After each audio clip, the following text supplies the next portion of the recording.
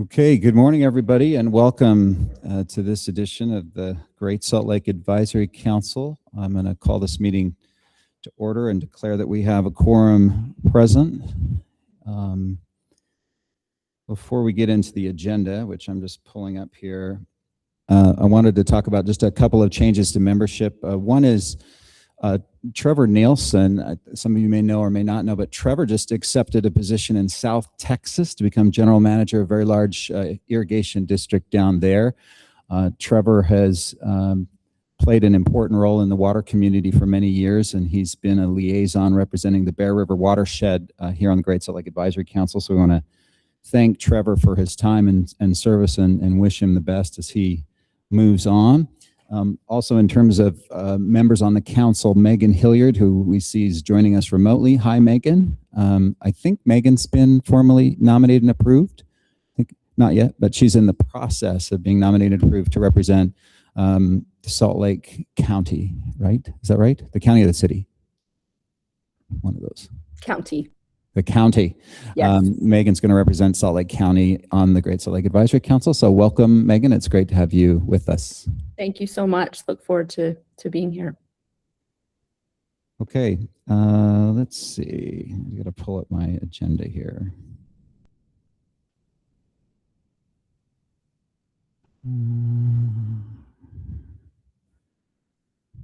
Sorry, I didn't have it up, and so now I've got 5 billion windows. Anybody else do that?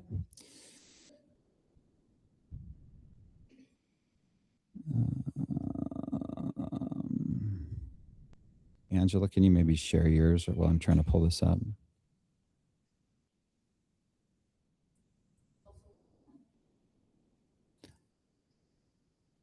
On the calendar invite itself? Okay.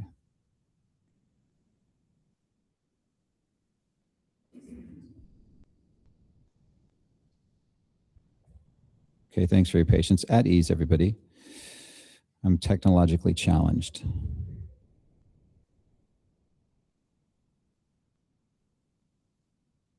Angela, can I just borrow your computer for a second?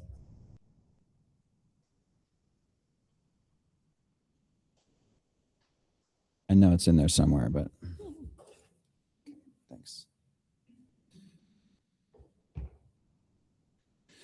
All right, as is, I could have stalled better if I'd thought through it. As is our practice, we do introductions just to start, and so we'll start over here. Maybe we could start with Brad, if we could start with you over there, and we'll come around the table first, then we'll go over here to the audience. Hi, I'm Brad Perry. I'm the Vice Chair for the Northwestern Band of Shoshone Nation, also their Natural Resources Officer, and I'm representing the tribe. Go ahead. Hi, I'm Heidi Hoven with National Audubon Society at Gilmore Sanctuary and Jordan River Watershed Council Vice Chair and Liaison. Hi, I'm Emily Timer from BLM Salt Lake Field Office. I'm filling in for Jessica Wade today. Hi, I'm Angela Gong from the DNR Division of Forestry, Fire, and State Lands, and I staff GSLAC. Tim Hawks representing aquaculture. Joe Havasey representing mineral extraction. Leland Myers with the sewer folks.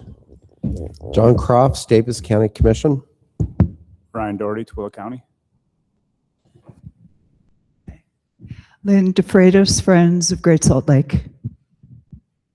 Marcelle Shoop, National Audubon Society.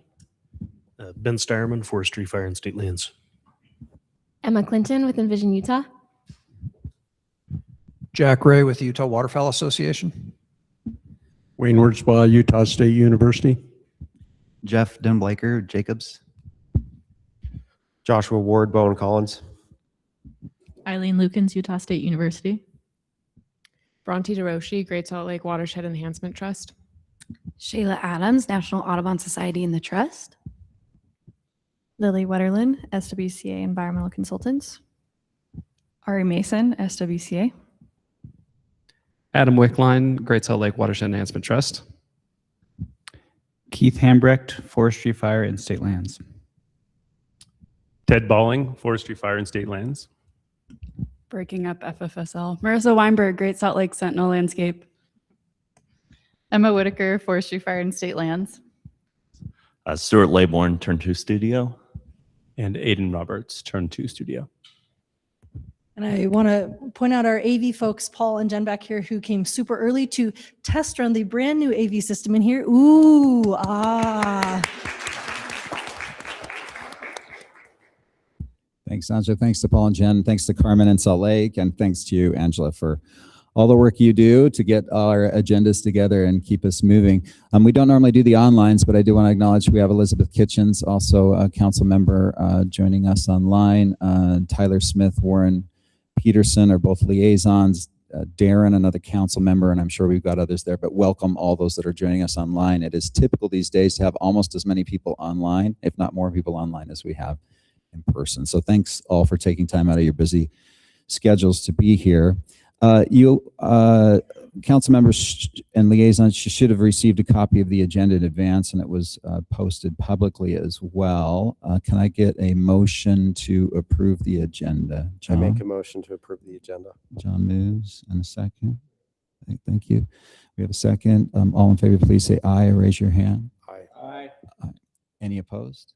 Rule that motion carries unanimously. We also have meeting notes dated May 13th, so from our last meeting, and we're not formal minutes in the traditional sense, but we do approve those as well. So can I get a motion to approve those minutes? So moved. So Leland, okay, and Joe, thank you.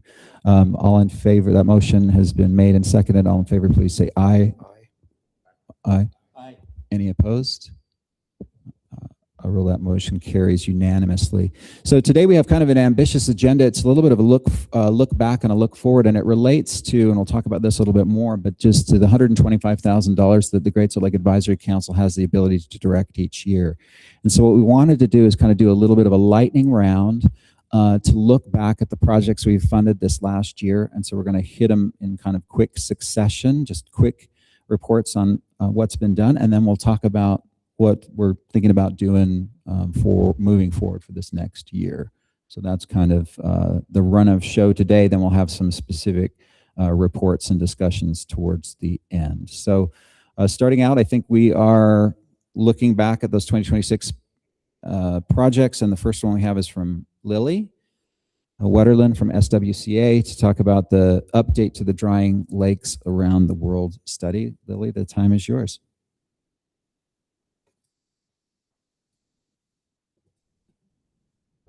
Can everyone hear me? Perfect. So I'm actually going to be presenting on two projects. So I'll probably go through both of them and then save questions for the end just to be a little bit more efficient. Kind of combined the PowerPoints. The first project I'm talking about is an update to the 2019 report, Consequences of Drying Lake Systems Around the World. So we updated it this year. So 7 years later from the past report. We worked closely with many of you in this room. I recognize so many faces that were participating in this report and the review process, so thank you. And then Martin and Nicholson's also supported this. So the point of this report was to do global case studies on drying terminal lakes. So we looked at 9 different terminal lakes around the world and the Great Salt Lake, and compared their relevance to the Great Salt Lake system. And all of these lakes face very similar pressures as the Great Salt Lake. And we assessed, drivers of decline, the economic, social, and environmental impacts associated with that decline, and restoration efforts to mitigate that decline. And the findings from this report,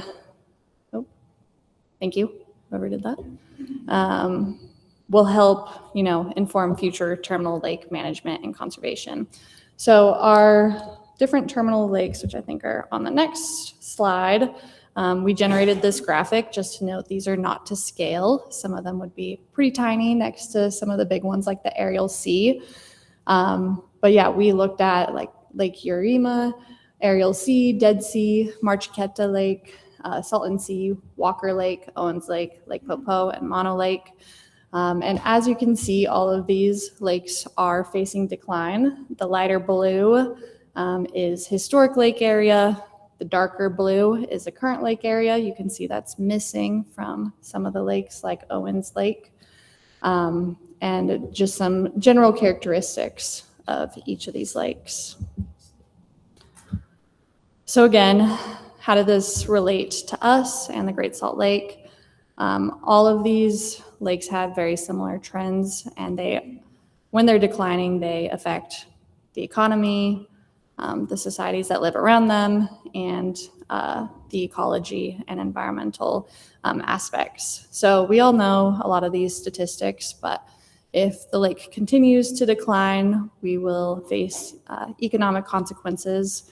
There'll be social consequences, including health-related issues from dust and reduced recreational opportunity, and possibly, living in not a so nice place without the lake. It also affects our birds and wildlife and our climate. All of these lakes kind of share a similar story.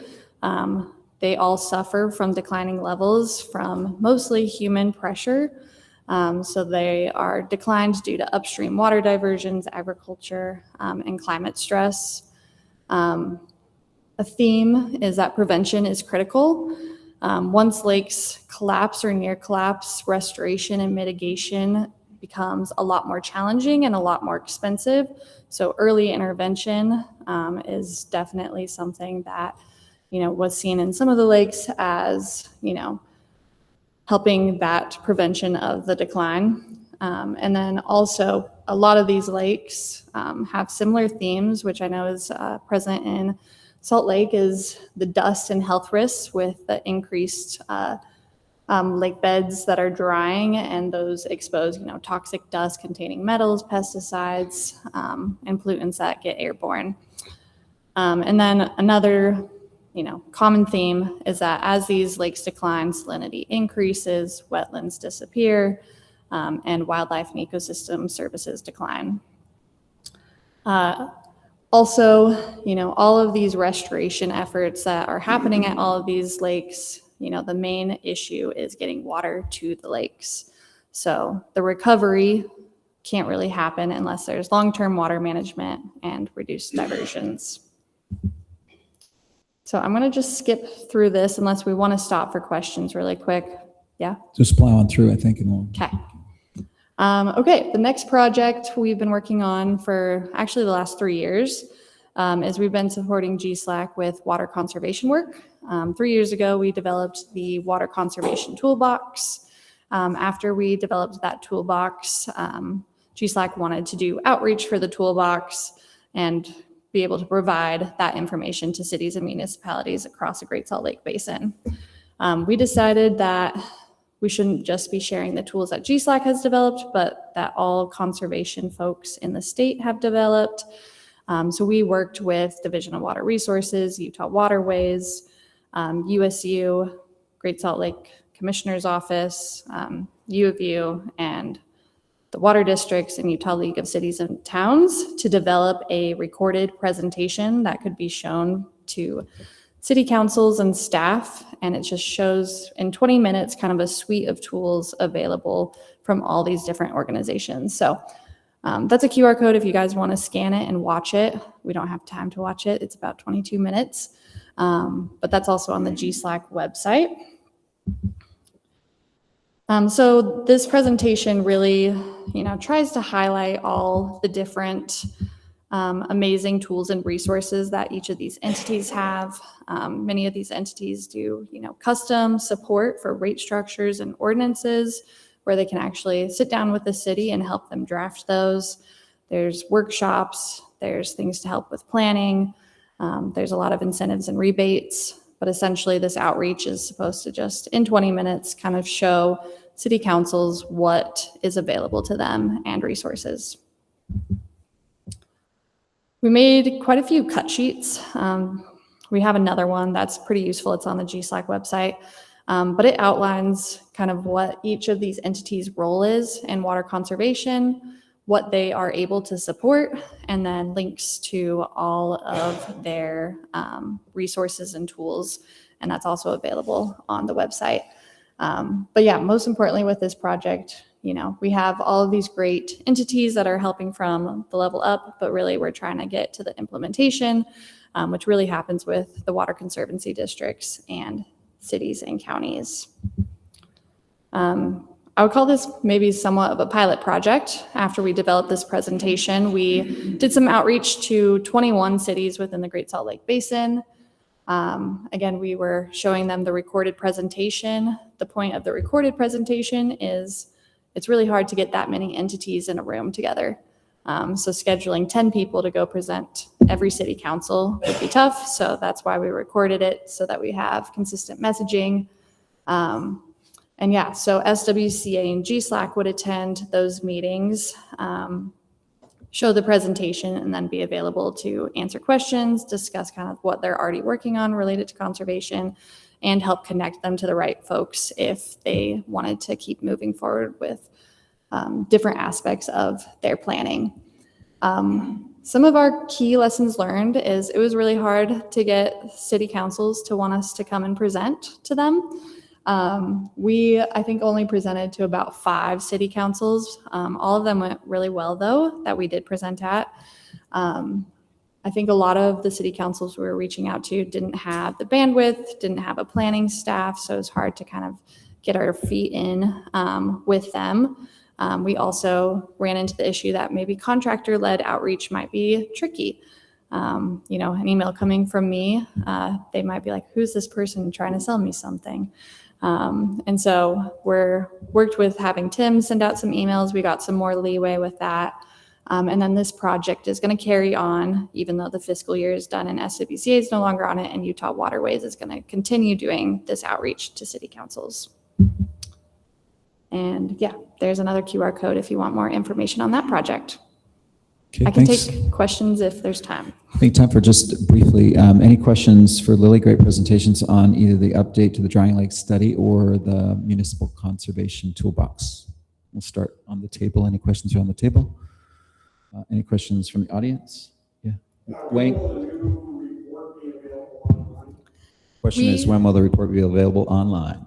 That might be an Angela or Tim question. I sent it to GSLAC, and I think we're just waiting for Division of Water Quality to upload it to your guys' site. Maybe I have something. I'll go check. Okay. It'll be one of the discussion points a bit later. Yeah. So thanks. Any other questions for Lily? Lynn? Thank you. In the pie chart and the maybe mixed success of outreach, the one piece that had city said no and then number 2, does that mean that you asked them twice, or what does that mean? Oh, that 2 cities just kind of straight up said no to us being able to present. Okay. One was on Salt Lake City. They honestly just had a very full agenda. Sure. And they're pretty like set with they have like a whole conservation team.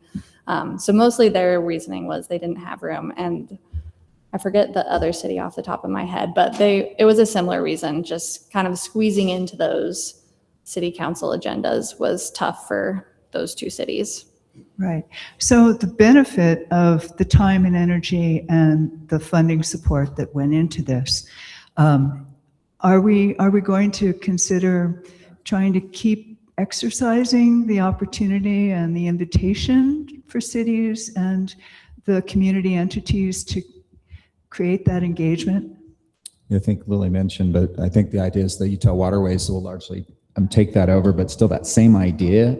And I think they're trying to go through the league, more through the league direction route to see if they can't continue the effort. Yeah. Leland? One comment on that. I spoke with several city council folks and also at least one mayor.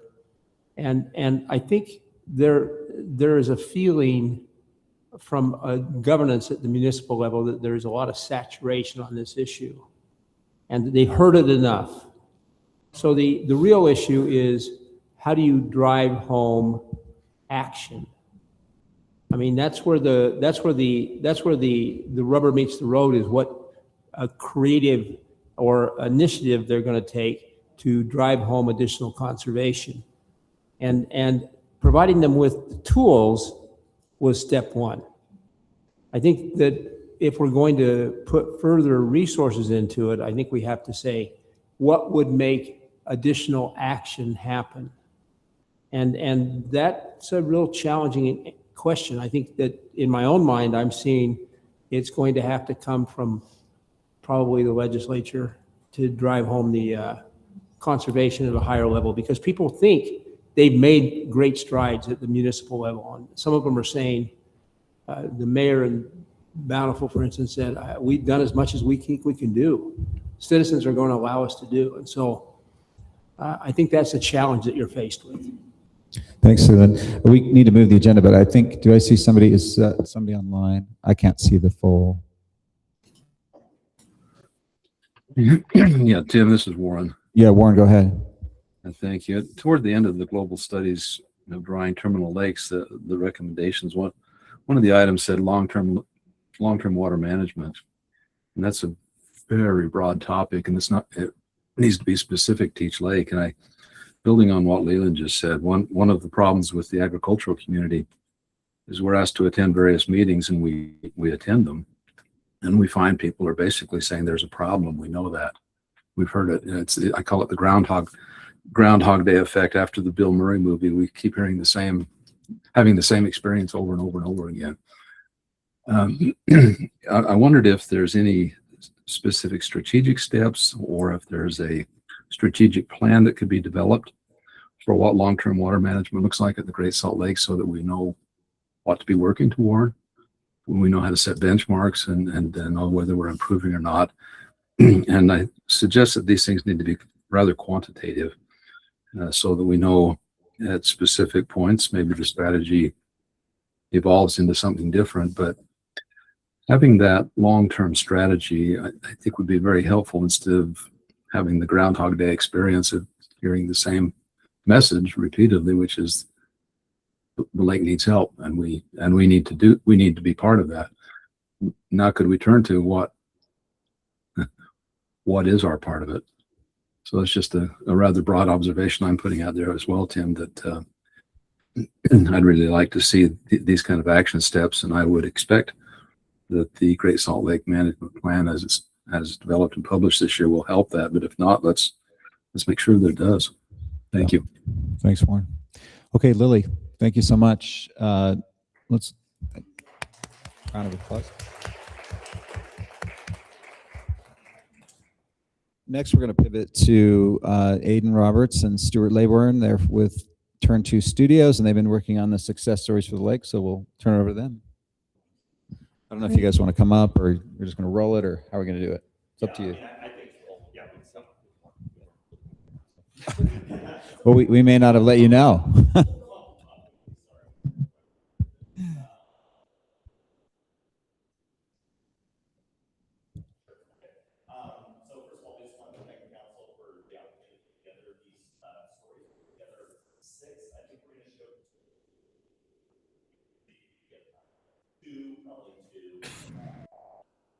Turn your mic on, please.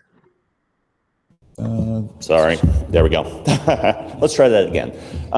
So first of all, we just want to kind of thank council for the opportunity for the videos. I think we're going to show 2 of the 6 we ended up producing.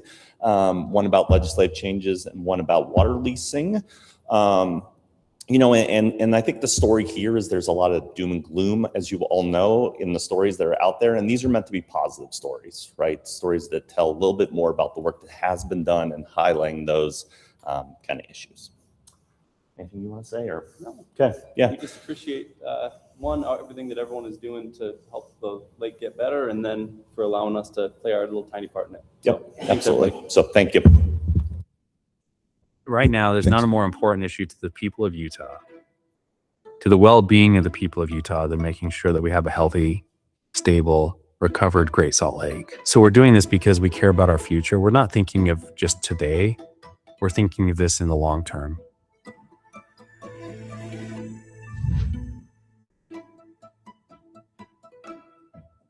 Listen, we're a growing state where water is scarce. And so saving Great Salt Lake, putting the amount of water necessary to save that lake, to stabilize it, and then to start to bring it back. I mean, it is a massive amount of water. This is an enormous challenge, but it's one that we absolutely have to do. People are much more aware of the importance of Great Salt Lake locally than they ever have been. They're aware that there's direct linkages between lake health and snowpack. They're aware that there's direct linkages to lake health and air quality. And all of those things I think are quite important. And I think that as the lake remains in crisis, people become all the more aware still. What has brought it to the forefront of public perception is now we're in dire straits to some degree. At the same time, while it is in a bad way, what I most am grateful for is that we have the tools in place, because legislatively we've been working on this for the better part of almost 10 years. We have the tools in place to fix this problem. Historically, the way we administer water rights in the Western United States is this idea of use it or lose it. And if you don't lose it, you can forfeit it. And the other thing in that is that it's first in time, first in right. So the first person to physically divert water out of a natural system and put it to what we call a beneficial use, they have the priority right. We've really had a series of bills, but there was a significant one that was run by Representative Joel Ferry, and it built on work that I'd done in what's called in-stream flow, but really recognizing environmental flows as beneficial use. House Bill 33, which was the in-stream flow bill. I actually, as a sponsor of that legislation, I ran that legislation. And that is what ultimately gave and allowed individuals to dedicate water to sovereign lands, to Great Salt Lake. Recently, we as a state, the Department of Natural Resources, acquired water rights. And it's what has enabled us to take those water rights, shepherd them downstream, deliver to the Great Salt Lake, monitor, dedicate, deliver that water in a way that wouldn't have been possible otherwise. The legislature a couple years ago dedicated some money so that we could actually do what's called a gap analysis study on the Great Salt Lake Basin and determine where measurement was missing. Acquiring significant amount of funding to help pay for some of these investments. So $265 million to metering, $276 million to the Ag Water Optimization Program. With those dollars, now we're actually installing that physical measurement to make sure that we can measure those releases that are coming down through the system to get them to the lake. We passed a bill that, and it was right as I was leading, that established the Office of the Great Salt Lake Commissioner. The intent behind the legislation that created it is to really create a quarterback for the various efforts the state has on Great Salt Lake. There's at least 12 state agencies that have jurisdiction on Great Salt Lake. An additional 4 or 5 federal agencies that have jurisdiction. And so we really did need to have someone that's able to coordinate those efforts and make sure that we're all, pulling in the same direction. One of the groups that have been most forthcoming have been those mineral operators around the lake. And if you see a satellite image of the lake, you see big evaporative ponds around the lake where they're taking lake water, they're concentrating that lake water through evaporation, and they're taking the minerals out. And they're really important minerals. Sulfate of potash goes as a really important fertilizer to fruits and nuts in California. Mag chloride is what we use for dust suppression everywhere, right? We use salt. We get a lot of salt for road maintenance in the wintertime. The discussions that we've had with the mineral companies on this system, they have not been easy, because we really have fundamentally asked them to do something different. Some of the most terse conversations that I've had in my legislative career around this issue, because we were moving from what was to what needed to be. And yet, even coming from where that place was, which to industry felt very difficult just a few years ago, you now have that same industry embracing water savings, which we're very appreciative of here at the state of Utah, but also announcing new cutting edge technologies that are going to allow them to do lithium extraction, which this country needs, while at the same time maintaining this Great Salt Lake, which is critical. The legislature really did see that the part of how we're going to save Great Salt Lake is we're going to have to start engaging with business transactions with those with water rights. And so the legislature put together in collaboration with a couple of environmental groups, the Great Salt Lake Watershed Enhancement Trust. The idea there was to take some significant state funds and to partner with a private group that could manage the money and actually had the expertise to really figure out how to secure water for the lake. It's been cool to watch because then this puts farmers and ranchers in a position to where they don't perceive the lake as adversarial, but they see the lake as potentially a business opportunity, right? And I don't want to put farmers and ranchers out of business. I think they're still a vital part of our community. And so if we're able to have them treat their water as another commodity and say, hey, maybe this year I will lease my water on expectation the next year I will plant a bunch of crops, I think that's a good transaction for the state, and it preserves both agriculture as well as gets water to the lake. I think the Great Salt Lake is one of those unique problems that can bring everybody together, regardless of class or station or interest. What's critical to maintaining this forward progress is what has gotten us to this point from before. Collaboration, lack of painting anyone as the villain or the problem. It's working together. And that's really a fundamental tenet of who we are as a people here in this state.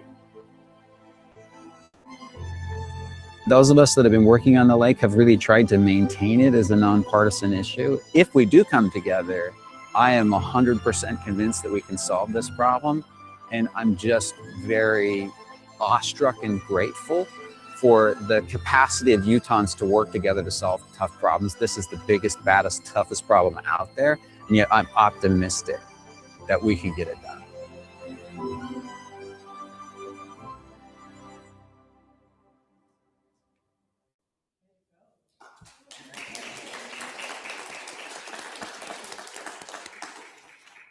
So we're just going to watch the one. You're going to have to wait with bated breath to watch the rest of them, but really appreciate Aidan and Stuart, your great work on that. And I'm sorry for the balding white guy that wrapped that one up. But any comments or questions for the producers? Just looking around. Yeah, Brad, go ahead. Make sure to talk in your mic, if you will, just so the online people can hear us. I'm a little louder.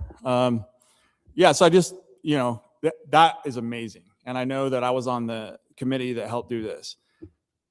What the tribe is going through with the data center, people saying that they're sticking up for us and they're not, anyone that's not a member of our tribe, I'll just say that Kurt McConkey has created a cease and desist template for this specific thing. And so if anyone sees this and calls in, you just tell them to call me, because we agreed that, hey, we work together with you. And so if we produce something, we want you in it, and this is Utah's video. So I just want people to be cognizant of that because of what we're going through with the data center and people, saying you need to come out and do this, and you come out, and they're calling the state agencies and they're sending emails to 250 people and, making stuff up. And so, just in case, I've seen it happen. Like, hey, you didn't include the Shoshone. Well, they asked to not be in it, and they include us, and they include us in ours, and then just send them to me, and then I'll deal with it. Sorry, I didn't mean to take that time, but No, that's fine. Thanks, Brad. Appreciate that. Any other sort of comments or reactions to the movie? So I don't know what the time frame is in terms of rolling those out, but I think we're just finishing them up. So the working committee has seen, I think, 3 of them. So there are 3 more. So I'll send these out for any final feedback, and we're hoping to finish them up by next week. Okay, so we're excited to see the rest of those, and again, really appreciate the great work. This is the opportunity to tell some really unique stories about the lake and some positive stories about the lake. One of the things we'll talk about in a little bit is whether we want to continue to try to tell these kind of stories. So with that, we'll move to the next agenda item. We got Lynn de Freitas to talk about the Issues Forum, and that was one of the things that the council chose to fund this year, to help fund this year, was to help sponsor the Issues Forum. It's an important meeting that's been held kind of every other year, but it's kind of a who's who of everybody working on the lake. So Lynn, we'll turn it over to you to talk briefly about the Issues Forum. Yeah, good morning and thank you. I brought art just to be a part of the conversation. The quote from Brian Steed is something that I dine out on often. And it's also kind of a deja vu. Next slide. Because when Friends was founded in 1994, with the example of understanding what was going on with other saline systems, we realized that here was an opportunity and a responsibility for us to get together and create a conversation with the watershed community on behalf of the lake. And so one of the ways in which we thought we would do that is 2 years after we were founded to create a Great Salt Lake Issues Forum. And we hosted our first one in 1996. Next. And now we're up to our 15th biennial Great Salt Lake Issues Forum. We had a hiccup with COVID. Otherwise it would be 16.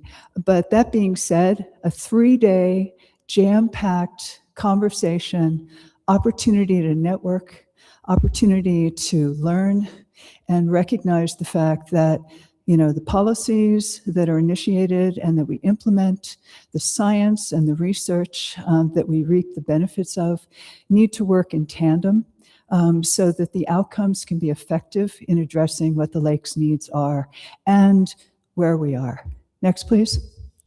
So thank you very much for your sponsorship support, and thank you to many others who realize that the opportunity to share the funding gift to promote such a gather is really deeply appreciated. And so briefly, I want to show you kind of the return on your investments, but many of you were there, so you've experienced that. But next, please. So because 2034 is something that we're using as a touchstone, as a goal, I wanted to bring Brad Wilson in to provide the opening ceremonies for the Great Salt Lake Issues Forum, since he's the CEO of the Utah Winter Olympics 2034. And he did a fine job in kind of helping us understand that endurance is really a part of the commitment to make a difference. Next. And we also had a video from Igor Zaderev, who's the president of the International Society for Salt Lake Research. He's in Siberia. And again, the emphasis of the message that he provided was the fact that policy and science have to work together in order to translate into the conservation value that we all want to achieve. Next. So with 2034 and Governor Cox's 2034 Great Salt Lake Charter, Great Salt Lake Rising, next please. And those guys, next please. And Ducks Unlimited and an extended reach of interests and businesses and a cohort have committed to raising significant amounts of funding to support achieving a goal of 2034 and bringing the level up to a world notable achievement for the Winter Olympics. Next. And because way back, 10 years ago, when Steve Clyde shared his white paper on Great Salt Lake, water rights for Great Salt Lake, is it the impossible dream? I wanted to bring Steve back into the conversation to see, so what do you think? Next, please. And with that, we put together, I call everyone part of the class of 2026, but we put together this great cohort of good thinkers and to talk about looking ahead and is it the impossible dream? Next. And again, we have policy examples and science coming together and creating a conversation that really go hand in hand. And we have to really continue to practice that with commitment and integrity. Next. And then Ben. I love you, Ben. So Ben, in his responsibility on behalf of Sovereign Lands and Great Salt Lake, and mentioning the opportunity for the public to engage in the development of the next iteration of the Great Salt Lake Comprehensive Management Plan. Next. And also, Ben is a part of and overseeing the Salinity Advisory Committee to work on behalf of understanding how we can responsibly and effectively work with the adaptive management tool of the berm and the breach in the railroad causeway to control flows from north to south, but also with the relevance of nutrients and, circulation, salinity. So it's a big responsibility and it's ongoing, but it's very impressive. And, we go. Next. And then, some people have an elephant in the room. We have the invisible sweaty giant in the room. And so we had a conversation about that, knowing that evaporation is a huge part of how can we bring water to the lake and make a difference with achieving an elevation. Next. And then we heard from mineral resources of the lake and just, the work that's ongoing. And to Casey Snyder's remark about, it was really a heavy lift for many, but the result is really significant. Next. And by example, the state's purchase of US magnesium. Big deal. Big responsibility, but I do believe that Jamie got a round of applause when she finished her talk. So thank you, Sovereign Lands. Next. And of course, we have to talk about the birds, over 12 million, 338 different species. The responsibility of understanding salinity, elevation, all of those parts of the whole do come into play as far as our continuing responsibility. Next.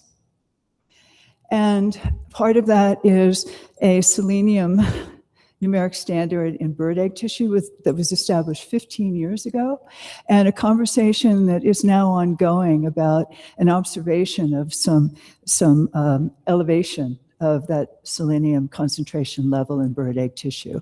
So how are we going to effectively implement policy and research for a beneficial outcome for avian species? Next. Don't you just love it? It's like, yeah.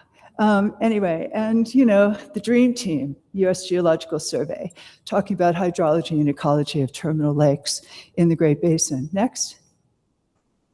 And we also, every year, we give our Doyle Stevens Scholarship to a graduate and undergraduate to recognize their commitment to research as it relates to the watershed in Great Salt Lake. And we awarded 2 this year, as we typically do. Next. And also a part of the whole get-together of the Issues Forum is networking, and how networking at work is hand in hand with creating conversations and effective communication. Next. And then, of course, whose water, whose responsibility? A lot of pause, a lot of opportunity to, ruminate on that. Next. Yeah, and, the continuing challenge of tribal lands and the incorporation of science in order to, address the restoration and conservation needs of that property. Next. Again, water is everything, and timing and location is all about what we need to be effective in addressing. Next. And talking about agriculture, agriculture, conservation, and water for Great Salt Lake, bringing together the parts of the whole to create an open conversation and translate that into results. Next. Yes, and then the 2-year-old, I was telling Tyler, it's like Chuck Yeager breaking the sound barrier. The Great Salt Lake Sentinel Landscape Program has only been in existence for 2 years. And an implementation plan is coming to a place near you sometime this fall. So it's remarkable and it's integrated. Did I get that right? In the next couple of weeks. Oh, next couple of weeks? Okay, all right, we go. Okay, next. And then again, what is the social network? Where, the example of trying to go to city councils and create conversations in education. And how do you translate that into, meaningful personal results that are going to translate into commitments and behavior changes? Next. And we had a poster session with over 25 sharing research work that's ongoing. Next. And then, we brought in our hemispheric neighbors and our global neighbors, just to remind all of us that things are ongoing and the lift is heavy. And we have an opportunity to, translate that challenge into positive results. Next. And we had visitors from Argentina. Next. And Wayne, provided that closing thought about Lake Ermia, dead, Great Salt Lake. They were sister systems, very similar. What are we going to do to prevent Great Salt Lake from turning into a Lake Ermia? Policy and science. Next. Okay, we had a banquet at the Alta Club. Next. At which time we awarded our 2026 Friend of the Lake Award to Bill Johnson for his service as an educator, as a researcher, as a technical advisor on the Superfund side of USMAG, and just as a great guy. So I think that's it. One more. Yeah, thank you very much.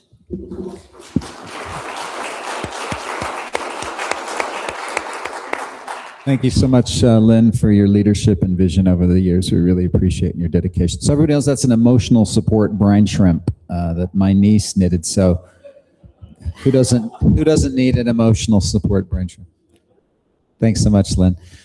Next up, we have Marcelle Shoop with National Audubon here to talk about a water transaction. One of the things that the council voted to support was to help the trust in some fashion. So Marcelle's here to report on that.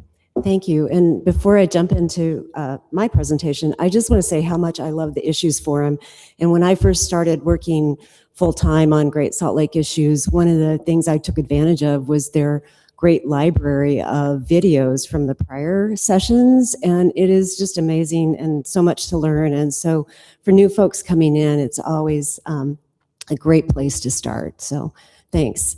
I also, on behalf of the Trust, which is managed by National Audubon Society and the Nature Conservancy, want to thank the Council for agreeing to help us leverage the Trust funding to support a water transaction for Great Salt Lake.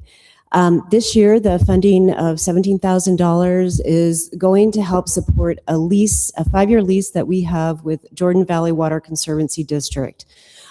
This involves some canal shares from Utah and Salt Lake Canal.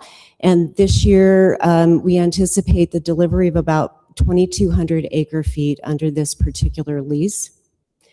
It is going to be combined with other releases coming off of Utah Lake and Jordan River. We're hoping July, August, September in that time frame to combine other leases that we have with Jordan Valley and other entities to approximately 15,000 acre feet coming in that late summer, early fall to help support low river flows as well as important bird migration in the wetlands and Great Salt Lake. This year, even though it's a really tough year water-wise, this 15,000 acre feet combined with other flows, my quick math back of the envelope this morning showed about 69,000 acre feet just in the Jordan River system for Great Salt Lake. And some of that has been being delivered throughout the course of the summer. So we're pretty excited about it. Jordan Valley has been a wonderful partner. We have about 20,000 acre feet of water that we're working with Jordan Valley on to deliver. Part of that water is really dependent on how well their constituents do in conserving water. Some of our contracts depend year to year on that water savings. And so like all of you in this room, we're hoping that we see a lot more of that this year and going forward. And so I know this is a really quick presentation. I'm happy to get into details, but if you want to understand more about the Trust's impact and its partnerships, you can go to gslwatertrust.org. And I just want to make a point, go ahead. None of the work that the Trust does is done alone. Everything is done in partnership. And for this particular transaction, in addition to the council being a partner in this, we've had, in the Jordan Valley, Division of Forestry, Fire and State Lands and Division of Wildlife Resources are very, very important partners, as well as the members of our trust council who work really hard to make sure that they're supporting and advising the trust in ways that will help the work for Great Salt Lake be successful. So with that, thank you. Thanks, Marcelle. Really great work, and I love how it illustrates the power of partnerships and what's possible when we work together, so thanks again. Okay, our last presentation in terms of things that we've funded this year is a study from Utah State University on inflows to the lake, and we have Eileen, Lukens, and Melissa Stamp here to talk about that. So we'll turn the time over to you, Eileen and Melissa. Thanks. Thanks. Can you guys hear okay? Okay. I'm Melissa Stamp. This is Eileen Lukens. We're going to tag team a little bit, but it's a very brief presentation. I wanted to start off by just acknowledging and thanking GSLAC for providing funding towards this effort. It is part of a multi-funded, multi-contracted effort, all tied to trying to characterize Great Salt Lake ecosystem inflows. We've been keeping Angela busy on the contracting side. We really appreciate funding also from the Commissioner's Office and Forestry, Fire, State Lands. We'll be presenting kind of collectively on all the work tied to those different contracts. So quick project overview, we'll describe progress. Eileen will hit on that, and also touch on next steps and some early takeaways. And by early, I mean early, caveated, preliminary, etc. We're about barely 1 year into a 2-year effort. So we're just barely getting some of our environmental tracer results in, the first set of those, and still working on getting a more complete annual picture of some of what these inflows look like. So everything's very preliminary at this time. So as you are very well aware, thanks to ongoing and significant recent investments, as mentioned in that nice video that was shared, a lot of new improvements and efforts towards stream gauging have been established, primarily on the major inflows to the lake. We know a lot less about the smaller, more minor, or less highlighted inflows to the lake. Kind of our informal way of describing this project to people, our one-liner is, we're trying to protect the flows that people don't even know are getting to the lake. So we're kind of, through some of the gap analysis work that was also alluded to in that video, have a good sense of, Eileen did a ton of this work, 135 spots where water is getting to the lake. They're the tiny dots on this map, the tiny white dots. And part of the tasks for this project initially was trying to narrow down to a more reasonable number of inflow points that we could look at and begin to characterize. So we've gone from that up to as many as 135 down to 18 sites that we're primarily focusing on. And that was done largely with input of what are the priority inflows to the wetland managers at some of the important publicly accessible wetlands around the lake shoreline. So our WMAs, the TNC's Shorelands Preserve, etc. And so we've narrowed down to 18 sites, and at each of those we've been working to temporarily gauge, to quantify how much water is actually getting into these important wetland habitats. And then also more recently begun some efforts to chemically characterize the sources of those inflows. So some tracer sampling to try to figure out how much is from stormwater, groundwater, etc. So we'll hand off to Eileen to talk about some progress.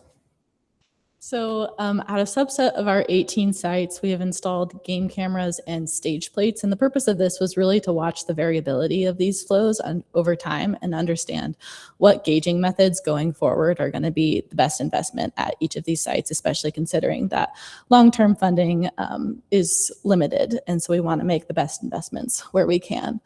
Along with that, we have also been taking monthly flow measurements at all of these different sites, starting in October of 2025, but also through June of 2026 and onwards, and we will continue those flow measurements through the end of the water year and beyond. The graph you see is kind of a preliminary summary of all of those different flows that we've seen around the lake over the past couple months. Consistently, we've seen the largest flows at the South Drain, which is the kind of tail drain of Willard Bay near Harold Crane WMA, and then also at Salt Creek WMA. At Salt Creek, we've seen about anywhere between 15 and 30 CFS pretty consistently coming from there. So it's been really good to get kind of an understanding of the variability of these flows as well as the quantity of these flows. With the GSLAC funding, we have been able to purchase conductivity, temperature, and depth sensors, which will allow us to continuously monitor these inflows, as well as help with our environmental tracer sampling work, which I'm going to talk about next here. The purpose of our environmental tracer sampling work is really to understand the sourcing of these flows. So how much of these inflows are comprised of groundwater, irrigation return water, rainwater, stormwater, things like that. We did some baseline sampling in March, but in partnership with the University of Utah, as well as in partnership with the Great Salt Lake Commissioner's Office and GSLAC, we've been able to do some more comprehensive environmental sampling in June, and we will continue to do that about every 2 months going forward. We're looking at different water quality parameters and environmental tracers, so these include stable isotopes, tritium, alkalinity, major ions. All of these things help us understand the proportional groundwater contributions to each of these inflows, as well as the age of that groundwater, and then also understand the chemical composition of other sources contributing, like irrigation water and stormwater. And so all of this is really important because we can't protect or enhance these inflows without understanding where they're coming from in the first place. So with that, I'm going to hand it back. Okay. This is where we get into the provisional early takeaways here. But one of the important things to note, and you can see on this chart, the colored stacked column on this plot on the far left, is how much water, how many CFS our, in this case, 13 sites that we sampled in early June, how much water that stacks up to. And it's significant. On that date, it was more than 100 CFS. And we kind of like the comparison here. If you look at the third column over, that's the flow on the Weber River during those same time frame. Flows were very suppressed on the Weber during our crazy dry year this year. And so there's more water getting to our wetlands during an important migratory bird habitat period from these minor inflows, and this is only 13 out of that potentially 135, the 18 priority ones that we're trying to focus on. So, this is not the hundreds of thousands of acre feet that are going to get the lake back up to 4498, but these are the flows that are critical as we work towards that bigger goal. This is the water that's supplying these important wetland habitats and the lake in the interim. So I feel like it's a very important interim resilience to know what these flows are and to make sure we're not losing them as we develop our land, et cetera. I failed to mention we've been in partnership with GSL Wet and Audubon in doing all this work.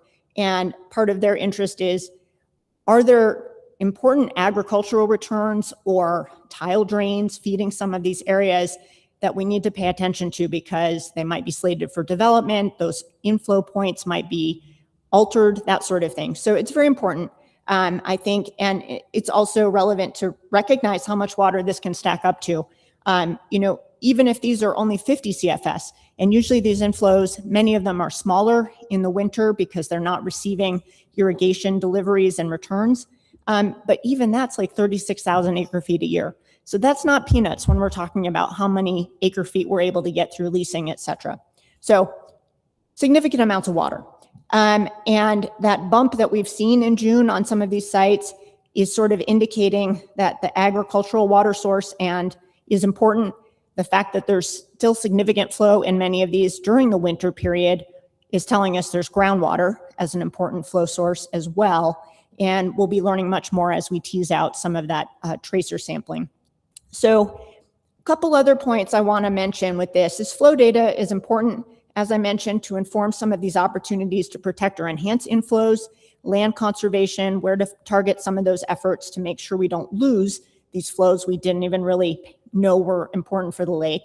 Although the wetland managers certainly know. We've also, with our game cameras that are taking pictures out there every 30 minutes on those 12 initial sites we've focused on, we've been coordinating closely with the wetland managers, and they're very interested in this information. I just had a call from one of them last night. They're like, oh, we've really seen a bunch of water, but it's been surging up and down.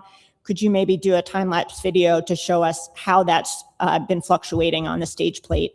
And once we are able to use the GSLAC money to purchase those conductivity, temperature, depth sensors, we'll have that information more quantitatively as well. So it's valuable for real-time management, and it also is value added to other research efforts that we're collaborating with and sharing data with as well.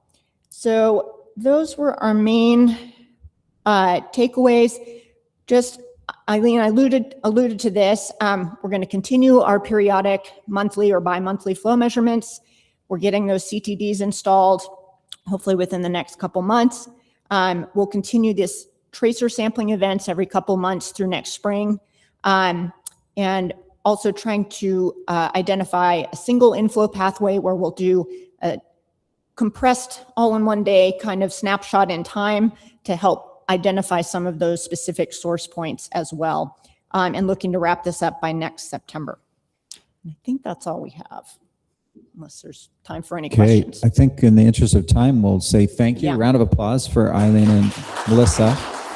And if you do have questions, I think you guys are going to stick around, so they'll be around. I think you can grab them and ask your questions if you have follow-ups. Thanks so much for the great work in the report.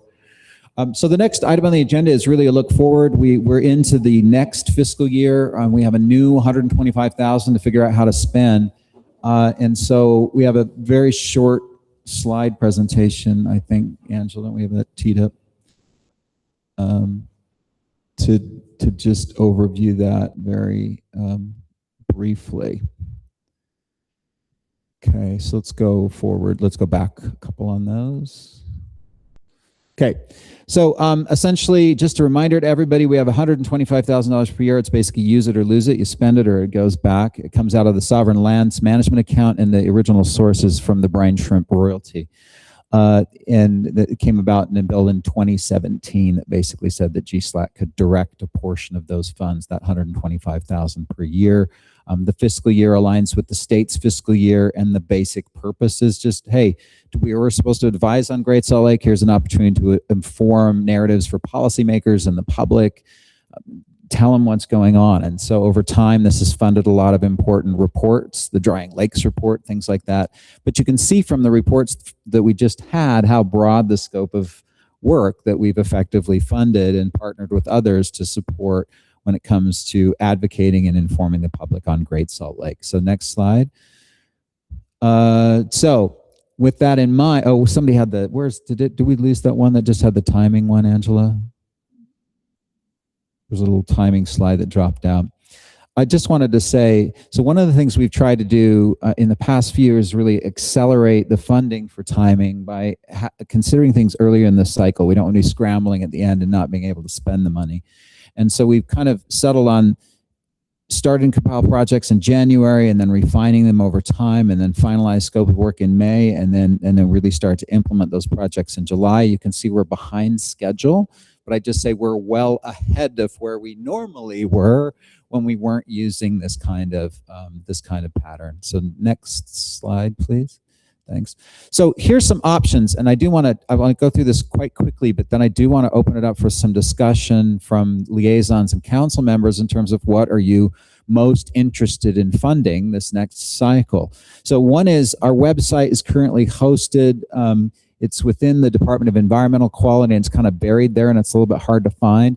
Do we want to do something different there, actually construct kind of a freestanding website? It would probably be housed within DNR. We can talk about what that is. The cost is probably quite modest to do that.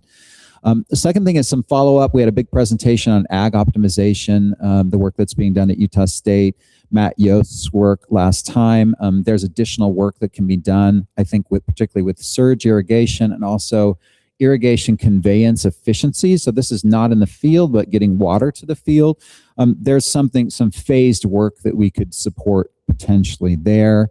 One of the things is that it is poorly understood or only dimly understood. What does it really mean when we stop growing alfalfa or hay or corn or whatever, and we start growing houses?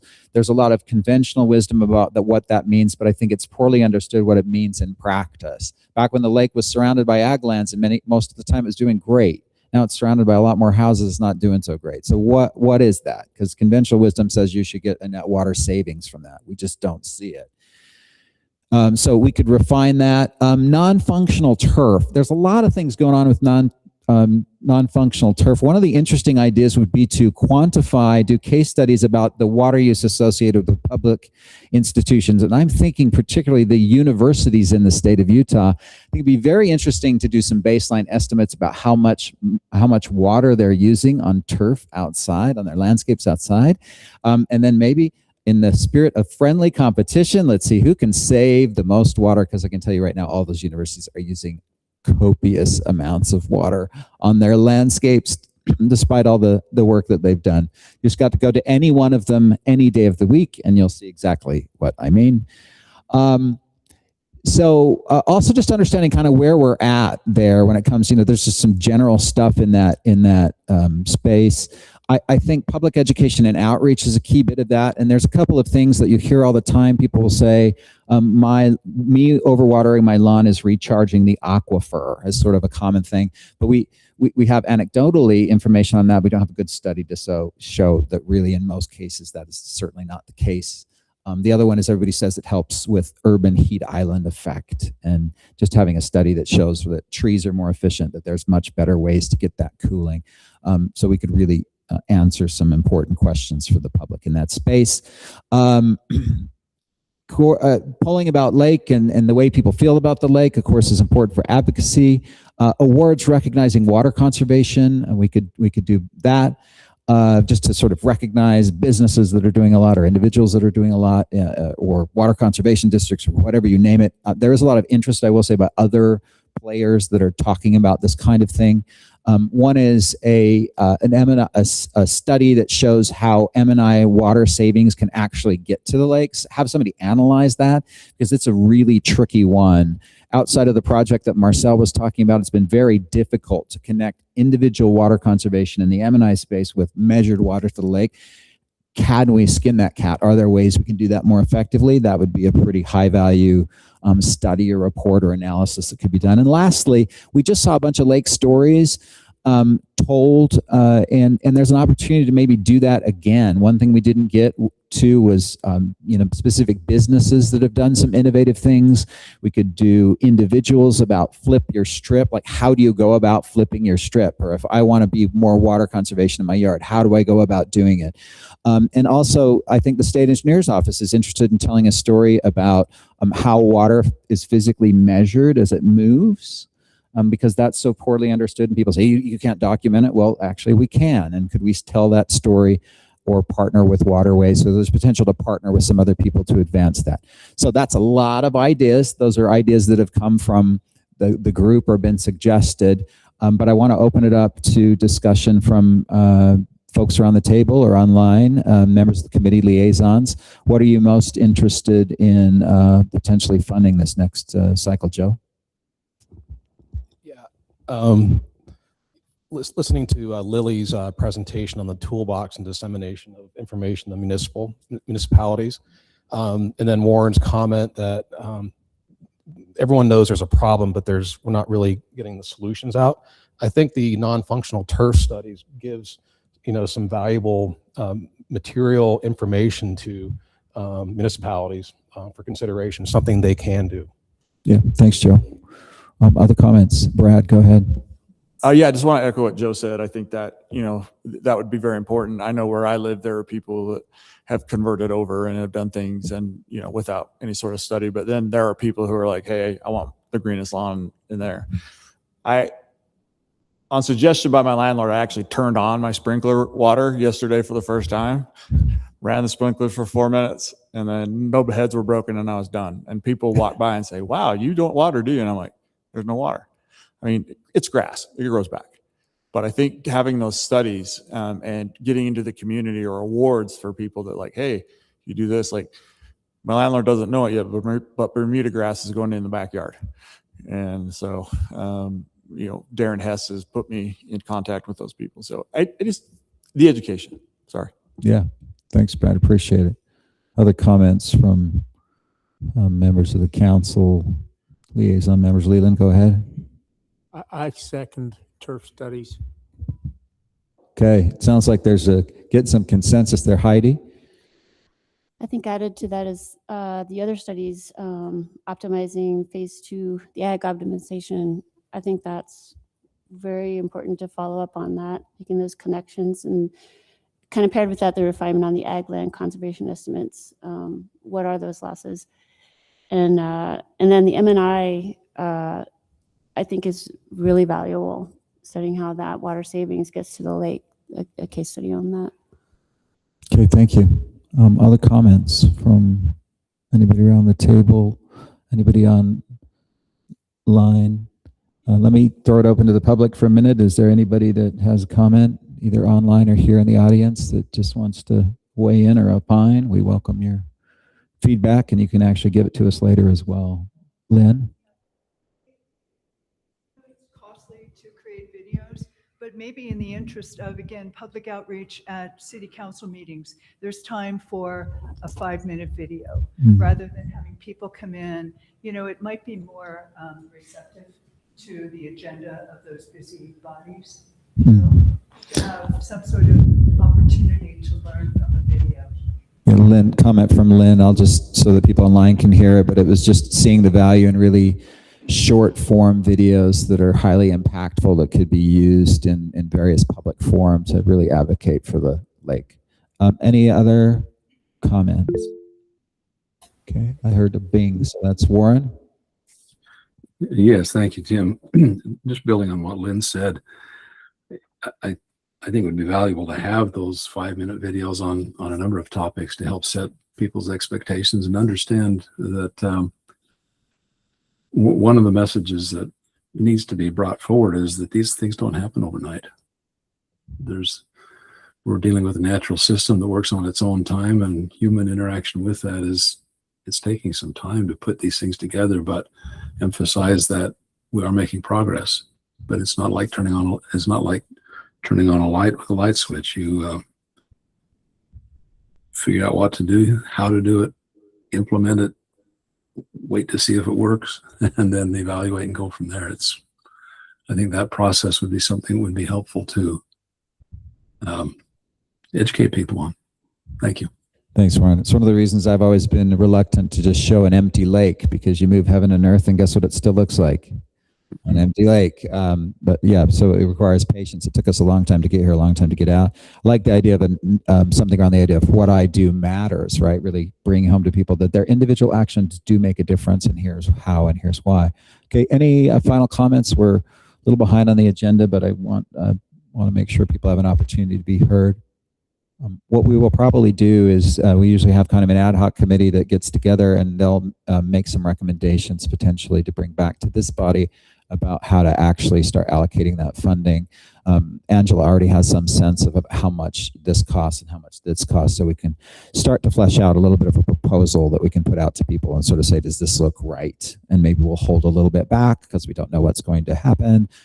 You know, there might be some emerging things that we want to fund, but you know, maybe we allocate the whole thing or we don't. But you'll get to see it again before we take formal action on it. Okay. All right, thanks. So the next item on our agenda is National Audubon Society back. Marcelle, I don't know if Emily is going, anyone else is going to join you to talk about Great Salt Lake Bird and Habitat Assessment. Thanks. Yes, I'm wearing my National Audubon hat right now. Really appreciate this opportunity to present a project that Audubon is really excited about, the Great Salt Lake Birds and Habitat Assessment. And in some ways, I think it will just confirm what many of you already know, how important some of these habitats are to millions of migratory bird species, particularly water birds. And so scientists within National Audubon Science Team and our Saline Lakes ecologist, Emily Hamel, have done this assessment, and she'll explain it to you. And I think maybe in the course of that, you'll also see a connection with the presentation you just heard from Melissa Stamp and Eileen Lukens as well. So in the interest in time, I'm going to turn it over to Emily. Great. Thanks so much. Hi everyone, my name is Emily Hamel. I am the ecologist with Audubon Saline Lakes program, and I'll be providing an overview of Audubon's Birds and Habitat Assessment, which is our program's latest science project. So if you could move to the next slide, please. So the Great Salt Lake Birds and Habitat Assessment is the result of about 18 months of work developed by Audubon's team of scientists with input from habitat and water experts, and there were 3 goals of this work. The first was to develop a spatial habitat assessment model for a set of avian indicator species that integrates multiple seasons and life history stages into a unified conservation framework that identifies priority conservation areas for birds. The second was to model potential hydrologic contributions to Great Salt Lake from upstream wetlands and flood irrigated agricultural lands to identify opportunities for enhancing water delivery to the lake and its wetlands. And the third was to provide spatial data that can inform open space preservation and land use planning, restoration prioritization, water transactions, and policy decisions. All right. So to achieve these objectives, Audubon scientists conducted 2 analyses. The first is a wetland bird habitat prioritization model that identifies locations in the watershed with the highest suitability for indicator birds. And the second is a hydrologic priorities model, which is a separate spatial analysis with the goal of understanding potential flow pathways into Great Salt Lake. And together, these 2 models answer 2 different but related questions, which is where is bird habitat most critical and where does water need to flow to sustain it?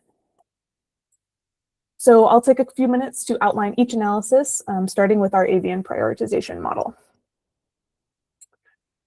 The avian analysis focused on the eastern Great Salt Lake Basin. We excluded the wetted north arm of the lake body as well as subbasins west of the meander line. We recognize that there's valuable waterbird habitat within the West Desert watershed, but chose to exclude this region to produce results targeted to a more focused area, which is highlighted on the map in green. And indicator species were selected based on their sensitivity to specific habitat conditions and their ability to represent larger guilds or species groups. The analyses were conducted for both present and mid-century time steps based on indicator species suitability and relative abundance. So the features that were optimized are listed on the left side of each box and include climate models for breeding and non-breeding seasons, as well as relative abundance models for migratory seasons. And the right side of each box indicates the landscape degradation attributes that the model aims to avoid. So locations with the highest suitability for any species within each season are ranked high if degradation is low, and locations with high levels of human modification in the present are ranked lower regardless of suitability. But in the future model, suitability rankings are only lowered by impervious surfaces and urbanization to recognize the habitat potential of open and working lands. Next slide, please. So this slide shows the results of the habitat suitability ranking with present conditions on the left and future 2050 conditions on the right, with lighter colors and yellows indicating areas of the highest suitability for our indicator species. And you can see how a changing climate and landscape shifts some of those areas over the 25-year period. That looks very dire. The color scheme is a little aggressive, but you can see those light colors are pretty stable for the most part over that 25-year period. Next slide, please. So we merged those habitat suitability rankings into this management classification framework, and we limited the results to those within 5 kilometers of wetlands and synthesized the rankings into 3 categories. Ongoing priority areas in green, which rank high in the present and high in the future, and these areas are stable, are the stable core of the conservation landscape and warrant protection, continued management and enhancement. Opportunity areas in yellow, which rank low in the present and high in the future. And these areas provide the most significant opportunities for enhancement as they're predicted to maintain or gain climate suitability. And monitor and adapt areas, which are in blue, which rank high in the present but low in the future. And these areas are currently stable habitat for some species, but projected climate conditions may make habitat unsuitable. So management strategies should focus on enhancing climate resilience in those areas. So the identification of these priority habitats is particularly valuable in guiding conservation investment in areas that will provide long-term value for waterbirds. Next slide, please. So we also ran the prioritization model for multiple habitat groupings of our indicator species. And by running multiple versions of the analysis, we ensure that the distinct conservation needs of shallow, nearshore wetland, deep water wetland, and open water bird communities are each captured precisely, and that the results are applicable to management decisions most relevant to each habitat and species group. Next slide. Now I will touch on the second half of the assessment, which is the hydrologic inflows analysis.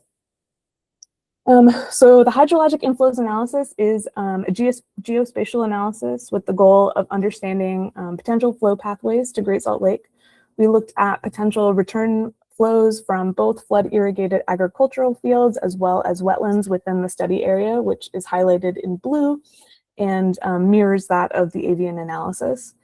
Agricultural and wetland data were sourced from the Utah water-related land use dataset and the Intermountain West joint venture wetland footprint, respectively. The hydrologic inflows analysis shows the spatial distribution of stream reaches with connected wetlands and flooded fields and quantifies the total acreage accessible to each reach. So to identify priority stream reaches, we intersected streams with wetlands and flooded fields and then summed the acreage of those parcels for every associated and intersecting stream. And then from there, we ran a downstream trace analysis to map the entire possible flow pathway from highly connected streams to Great Salt Lake, the results of which are shown in the map on the right, highlighting potential contributions from flood irrigated ag in green, wetlands in blue, and a combination of the two in purple. Next slide, please. So when the avian prioritization and the hydrologic connectivity analyses are considered together, we get visual data-driven guidance for the conservation of bird habitat on the landscape. For example, it can be used to identify key sites to strengthen management and the preservation of open space, to visualize barriers to hydrologic and ecologic connectivity, to build upon our knowledge base when it comes to water conveyance and delivery to important sites. Just to highlight a few of those of the potential conservation implications of this work. Next slide, please. So this slide brings together the two models into that single integrated view. And the map here is an example of what is available in the ArcGIS web tool that we built with these results, which will allow users to explore both models, meaning that you'll be able to see in one place which wetlands are the highest priority for birds and which upstream sources and pathways might feed those habitats. The three insets we pulled highlight some of the specific examples of important areas in the watershed: the area south of Cutler Dam and north of the Bear River Migratory Bird Refuge, the eastern shore of the lake in the West Weber area, and Farmington Bay, all appear as a mixture of ongoing priority and opportunity areas, meaning that they're currently and or will become important areas for water birds, which really communicates the importance of continued management of our wetland complexes and ensuring open lands remain a priority. Next slide, please. So there were a number of conclusions that we drew from this analysis, but the key points here are simply three things. Yeah.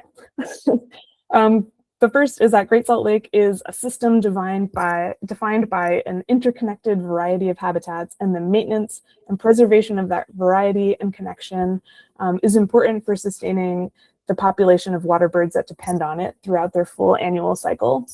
The second is that open space and working lands really play a part in that system and variety, and their role should be considered in conversations around avian habitat.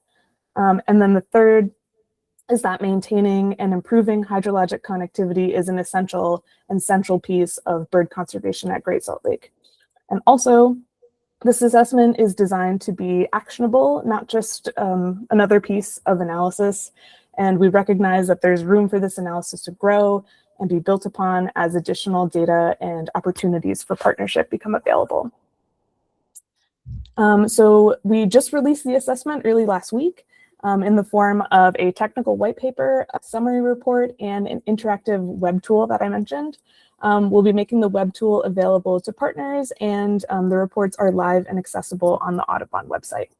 So I just want to close out the presentation by saying that this, is a shared framework. Its value grows with use, with feedback, with partnership. The QR code on the screen will take you to Audubon's landing page where you'll be able to access the summary report and the full-length white paper. If you have questions about this work, or if you're interested in accessing the web tool, you can reach out to our program's email or myself, which is on the screen there, or you can connect with the Audubon folks that are in the room with you today.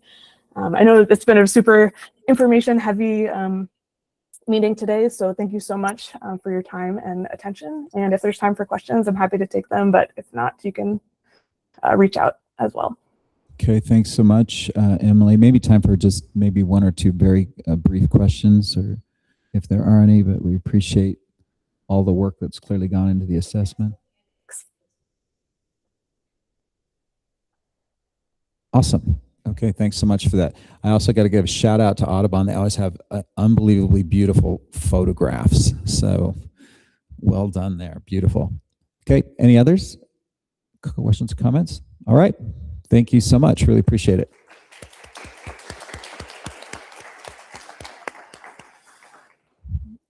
So the next item on the agenda, this is going to sound really loaded and it's not going to lead anywhere, is a draft letter from Great Salt Lake Advisory Council on the data center process. So this committee voted last time to kind of to establish a working group to start thinking through maybe some potential. The Great Salt Lake Advisory Council has a statutory obligation to advise the governor, state agencies, and the commissioner on issues affecting the Great Salt Lake.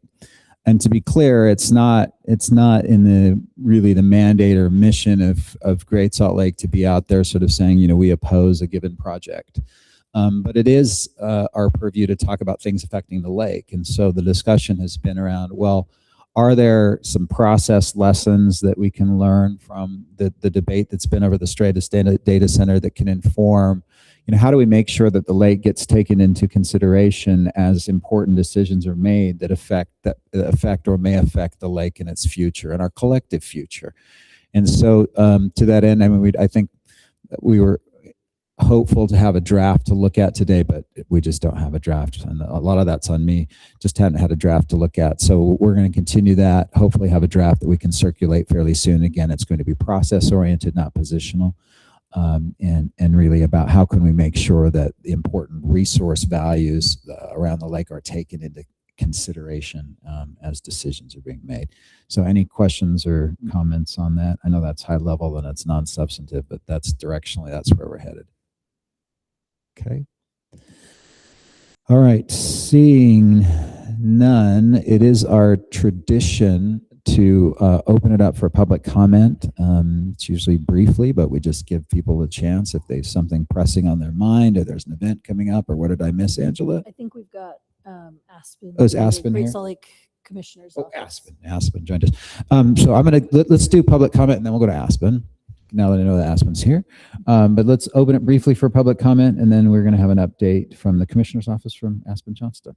So I will open it for public comment, either online or in person. Anybody has anything burning to say? Brine shrimp testimonials? Anything? Okay. All right. Seeing none, we'll go ahead and close the public comment. But thanks for that opportunity. And Aspen, thanks for being here. We know you're running from one thing to the next, but we appreciate you taking a few minutes to give us an update from the Commissioner's Office.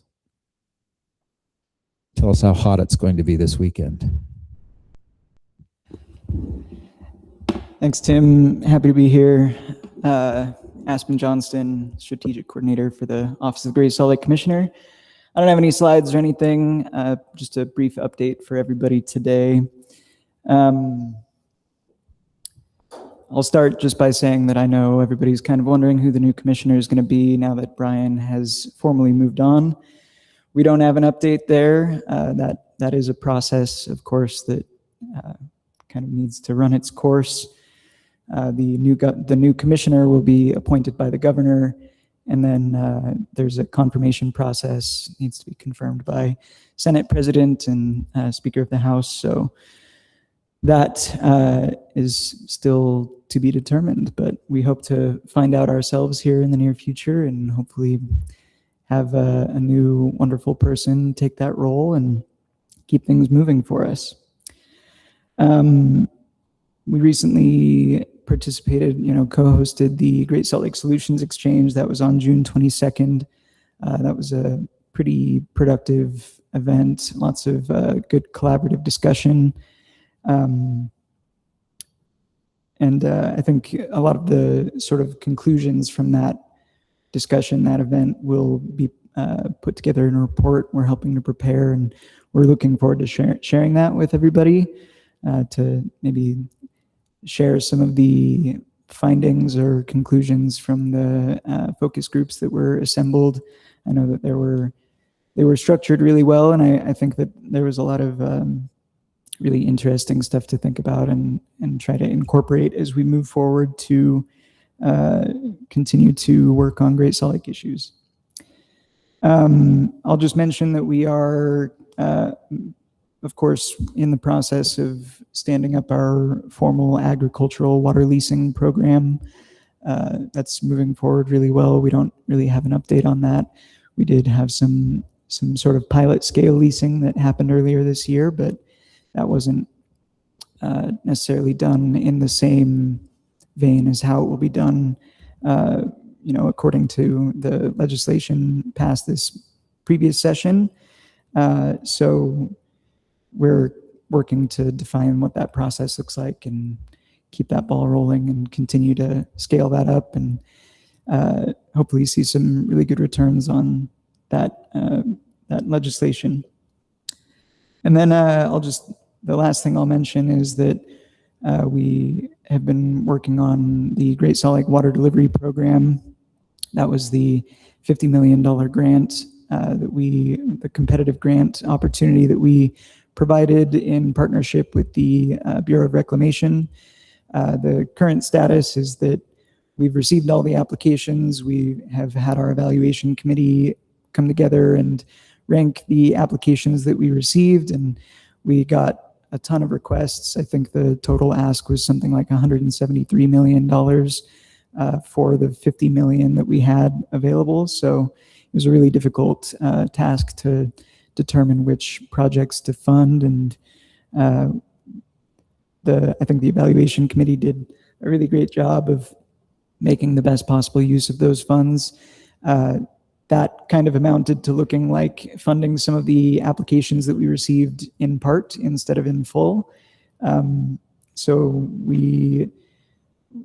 there's still a review process that needs to take place on behalf of the Bureau before any awards can formally be announced. So the recommendations that were made by the evaluation committee are somewhat tentative on the Bureau's acceptance of those recommendations and their review to make sure that it's in compliance with the Inflation Reduction Act, which the funds came from, as well as just make sure that everything kind of passes the financial assessment. So in order to be able to provide them with the material that they needed in order to conduct their review, we had to reach out to the applicants whose projects were recommended for partial funding and say, let's figure out how we can update your budget that you submitted so that it is equivalent to the funding that actually would be available for the project, so that everything adds up. It's kind of just some administrative housekeeping.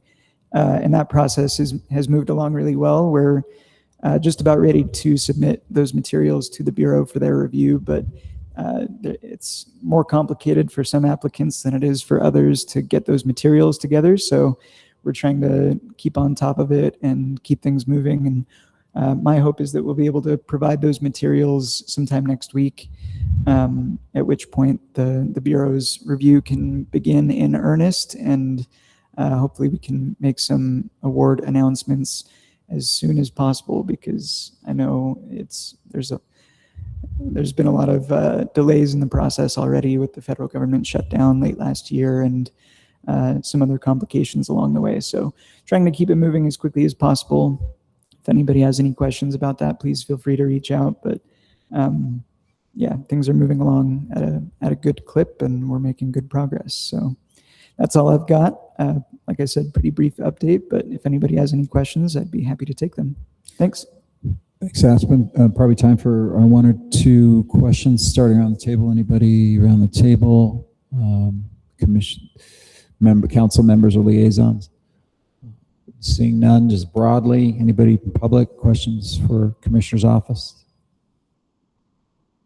I think we're good. Thanks so much, Aspen. Really appreciate it. Thank you for having me.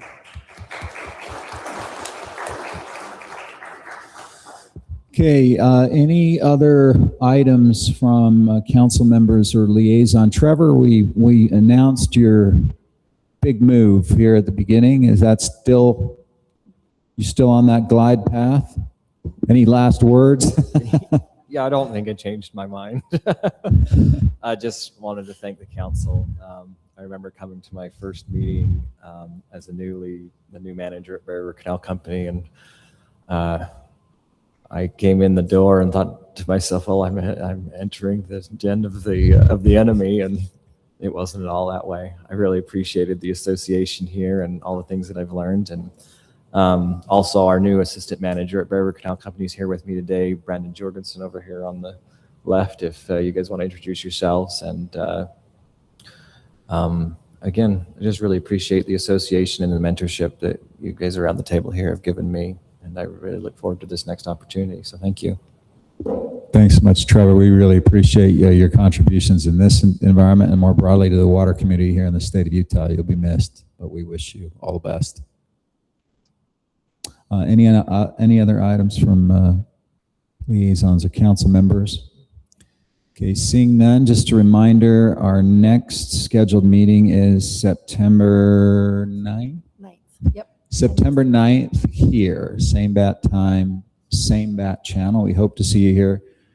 Very appreciative to all of you for your contributions. I hope that these meetings give you a sense of just how much work is going on, how much it's grounded and rooted in partnerships, and very appreciative for all that everybody is doing for your interest in the lake and for all that you're doing to help protect it. So thank you very much. With that, I'll entertain a motion to adjourn.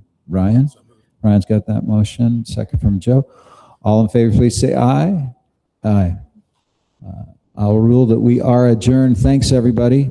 Stay cool out there.